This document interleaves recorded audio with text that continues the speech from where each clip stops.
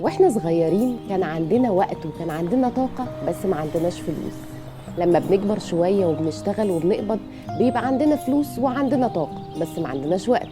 لما بنكبر قوي في السن بيبقى عندنا الوقت وعندنا الفلوس بس ما عندناش طاقة. الكاتب تيم فارس في كتاب 4 ساعات عمل في الأسبوع حللنا الموضوع ده. قال إن في فئة من الناس قررت ان هم مش هيستنوا لحد سن المعاش علشان يبتدوا يريحوا، والناس دي سماهم الاغنياء الجدد. واهم ميزه في الاغنياء الجدد دول ان يومهم مش مشحون، هم بيخلصوا كل حاجه وراهم بدري بدري علشان يبقى عندهم وقت يستمتعوا بحياتهم. طب ازاي يا عم فارس؟ ده احنا مطحونين ليل ونهار وشغالين في ساقيه. قال لك بقى فارس ان احنا مطحونين علشان احنا شغالين غلط. احنا اصلا اللي شاحنين وقتنا 24 ساعه، وان ده مش الطبيعي ومش الصح.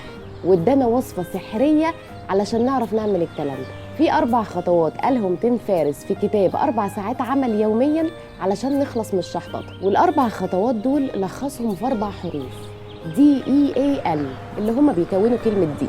أول حرف دي يعني definition أو تعريف، يعني تبقى عارف بالظبط إيه هي الأهداف اللي أنت عايز تعملها في اليوم أو إيه الشغل يعني اللي عندك. فمثلا لو أنت قررتي النهاردة إن أنت هتشتغلي على تقرير معين، تشتغلي عليه وتبقي عارفة إن هو ده التقرير اللي أنت هتشتغلي عليه النهاردة بس، أو في عدد ساعات معين. وفي الساعتين دول أنت ما بتعمليش حاجة في حياتك غير التقرير. هتلاقي وقته بيخلص والحياة بتمشي، وهتلاقي نفسك عندك وقت بعد كده تستمتعي فيه.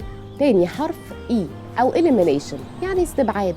تستبعدي كل حاجة بتعطلك عن شغلك. فأنا وأنا قاعدة بعمل التقرير دلوقتي أنا مستبعدة أي عوامل تانية تضايقني أو تعطلني. يعني بقى أسيب السوشيال ميديا ومين اتجوز مين اتطلق مين اتقبض عليه ماليش دعوة، واسيبني من صاحبتي اللي كل شوية تيجي تقولي ما تيجي نفطر، تيجي ناكل، تيجي نتعشى. سيبك من كل الكلام ده، استبعدي أي حاجة ملهاش لازمة خالص. تالت حرف الاي او الاوتوميشن او اوت سورس، يعني ان انت تدي جزء من شغلك لحد تاني يعمله. يعني يا ست الكل والله عارفين انك سوبر وومن وبتعرفي تعملي كل حاجه في حياتك ومفيش حد زيك، فاهمين الكلام ده، بس انت اللي هتتعبي. فما فيهاش حاجه لو جبتي حد يساعدك. عندك شغل كتير قوي في البيت، هاتي واحده تساعدك، ما يجراش حاجه والله. عندك شغل كتير في الشركه وحاجات كتير قوي تشتغلي عليها، على فكره عادي في ناس كتير ممكن تساعدك لو طلبتي، ما انتيش يعني هيرو. ودلوقتي في عالم التكنولوجيا بقى سهل قوي ان احنا نقدر نطلب مساعده من حد. ده وانت قاعد يا اخي في بيتك في مدينه نصر تقدر تاوت سورس حد من الهند يخلص لك شغلانه سهله. اخر حرف هو حرف ال يعني ليبريشن، يعني مش لازم تبقي مربوطه بمكان معين علشان تشتغلي، لا ممكن تشتغلي من البيت، من الغيط، من على التلج، من على البحر، اي حاجه. ولو انت موظفه يعني عدي الحته دي معلش.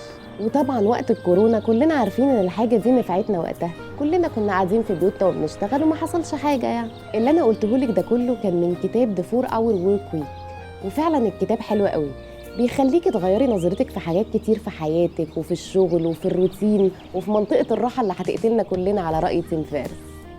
أنا فيروز يسري ودي حكاية قبل اليوم.